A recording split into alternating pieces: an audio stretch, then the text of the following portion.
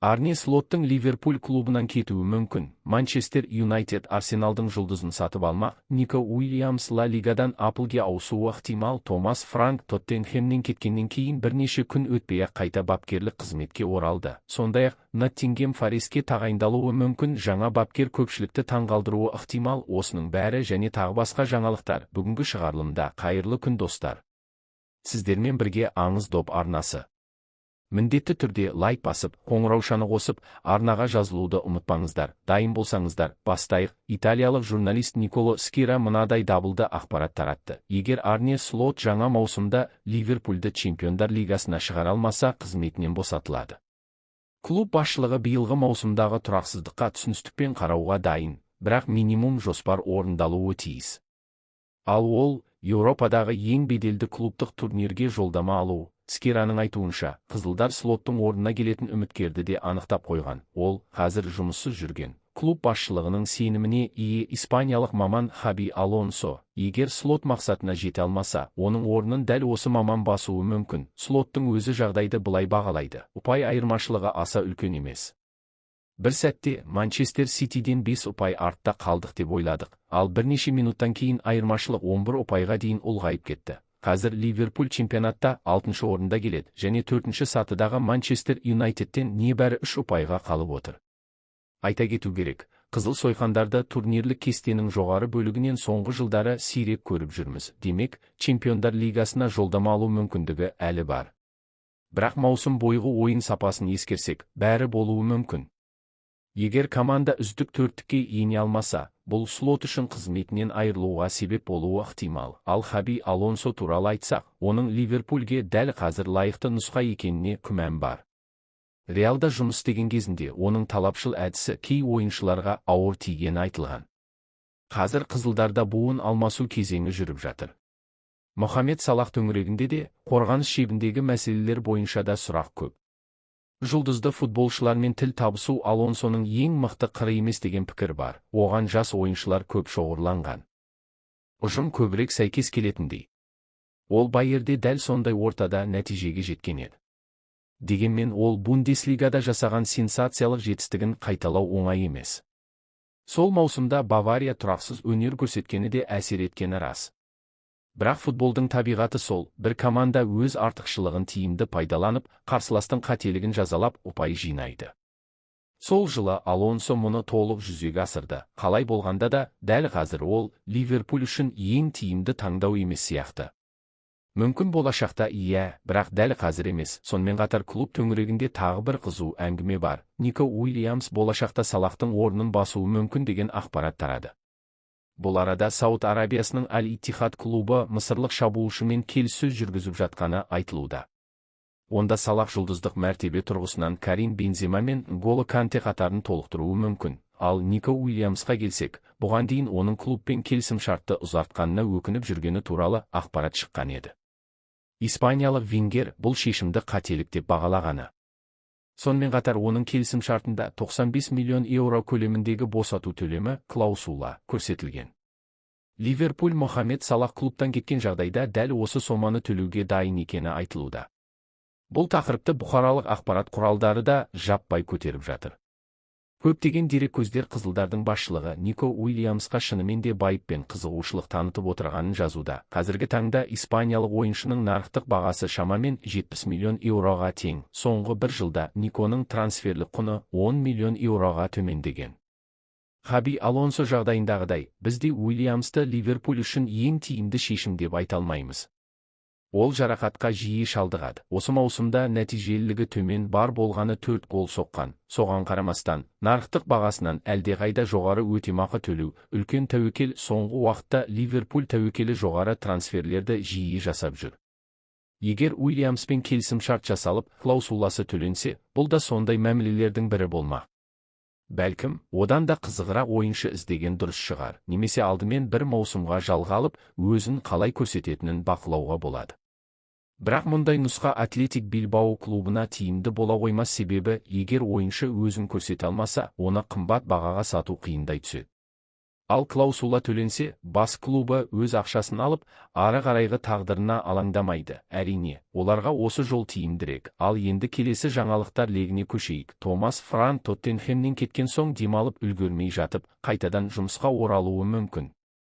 Айта кетейік, шпорлар оның орнына маусым соңына дейін Игор Тудор тағайындаған болатын. Қазір Франктың қызметіне Кристал Пэлас ерекше қызығушылық танытып отыр. Сонымен қатар Борнмут пен Фулхэм де үміткерлер қатарында, алайда бүркіттер негізгі фаворит саналады. Бұл ұсыныс Франк үшін де тартымды көрінеді. Ал Кристал Пэластың қазіргі бапкері Оливер Гласнер маусым соңында клубтан кетуі әбден мүмкін. Ол соңғы кездері басшылықты ашық сынап жүр. Гласнердің айтуынша, команда қолдаусыз қалған, өзімізді тастап кеткендей сезінемін. Көптеген ойыншыларды пайдалана алмаймын. Бізде бар болғаны 12-13 футболшы ғана бар, ал қолдау сезілмейді. Қыркүйектен бері алғаш рет толыққанды бір апта дайындалуға мүмкіндік алдық, бірақ матч алдында капитанымыз сатылып кетті. Мұны түсіне алмаймын. Бұрын үндемейтін едім, енді ойыншыларды қорғауым керек. Бұл олардың маусымдағы 35 матчы.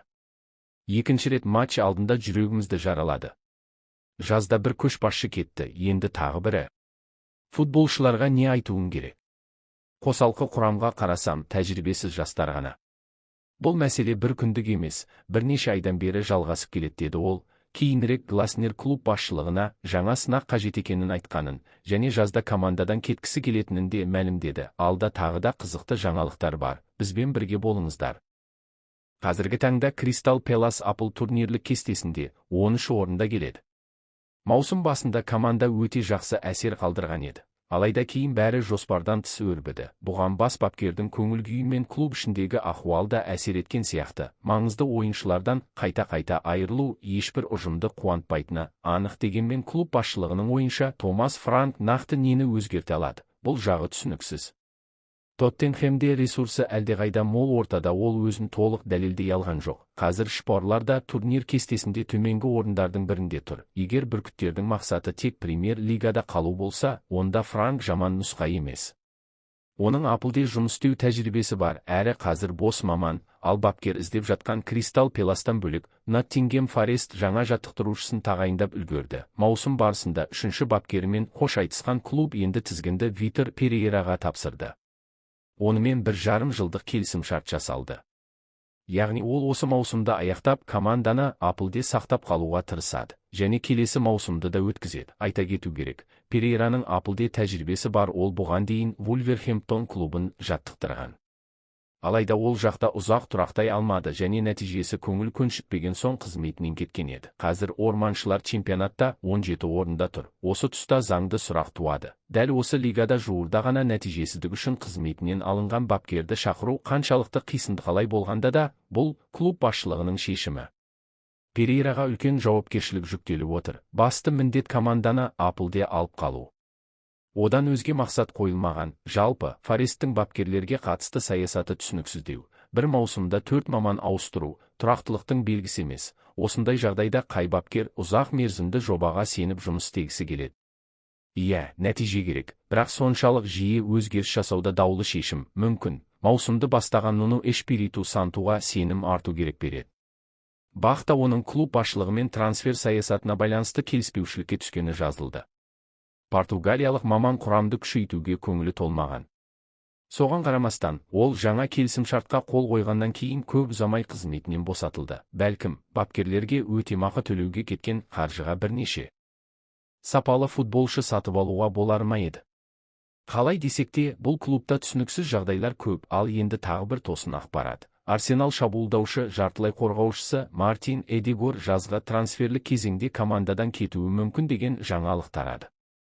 Бұл күтпеген мәлімет болғанымен, баспасөз дәл осындай айқайлы тақырыптармен шығуда. Айтуынша, Мартин клубта өзіне жеткілікті деңгейде баға берілмей жатыр деп есептейді. Футбол әлеміндегі ахуал осындай. Ең өзекті жаңалықтарды жіберіп алмау үшін арнаға жазылып, қоңыраушаны басуды ұмытпаңыздар. Сонымен қатар, Мартин Эдегор мен бас бапкер Микель Артета арасындағы қарым-қатынаста оңай емес деген ақпарат бар. Бірақ әңгіме мұнымен бітпейді. Бақ мәліметінше, норвегиялық футболшы агентіне Манчестер Юнайтед клубымен келіссөз бастауға тапсырма берген. Сондай-ақ ол Бавария ұсынысынан бас тартып, Англияда қалуды жөн көргені айтылады. Артетамен арадағы жағдай туралы нақты айту қиын. Дегенмен Эдегордың ойын уақыты айтарлықтай азайғаны факт. Биылғы маусымда ол Арсенал сапында небәрі 5 толық матч өткізген. Оның үстіне ол команданың капитаны. Сырт көзге бұл жағдай расында да күмәнді көрінеді. Бұған қоса, жартылай қорғаушының нарықтық бағасы күрт төмендеп барады.